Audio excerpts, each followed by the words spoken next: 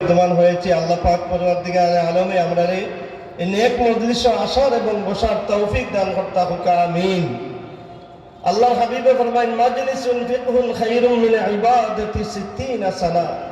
একটা নেক মজলিস কোরআন হাদিসের আলোচনা যে মজলিস হয়, সেই মজলিস এক মুহূর্ত পরিমাণ যদি কোনো আল্লাহর বান্দা বসে, খায়রুম মিন ইবাদাতি 60 সানা, 60 বছরের নফল ইবাদতের চাইতে উত্তম হবে। সুবহানাল্লাহ।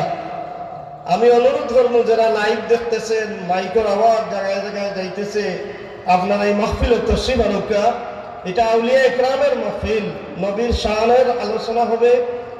বড় বাংলাদেশের শ্রেষ্ঠ উলামা ইকরাম হল দাওয়াত করা হয়েছে, স্কলারশিপ আলিম হল দাওয়াত করা হয়েছে।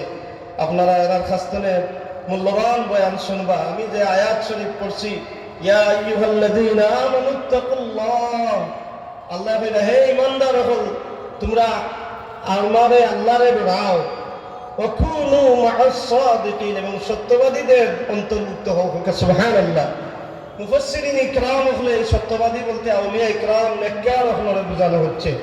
অন্য আয়াতের মধ্যে আমি বলছি আলা ইন্না আউলিয়া আল্লাহি লা খাউফুন আলাইহিম ওয়া লা হুম ইয়াহজানুন, আলা সাবধান, ইন্না নিশ্চয়ই আউলিয়া আল্লাহ, যারা আল্লাহর বন্ধু, লা খাউফুন তারার কোনো ভয় নাই, ওয়া লা হুম ইয়াহজানুন তারার কোনো চিন্তাও নাই। কোরআন আয়াতে আল্লাহ বলেছেন লাহুমুল বুশরা ফিল হায়াতিদ দুনিয়া ওয়া ফিল আখিরাহ, এরা দুনিয়া আখিরাতে আল্লাহর কি সংবাদ দিছেন। আউলিয়া ইকরামের দামানো তাকি আমরা এই শাহজালাল মুজাদ্দিদ আমরি রহমাতুল্লাহ আলাইহি উসিলে আমরা সিলেটবাসী ধন্য হয়েছি। এই সিলেটবাসী সবচেয়ে বড়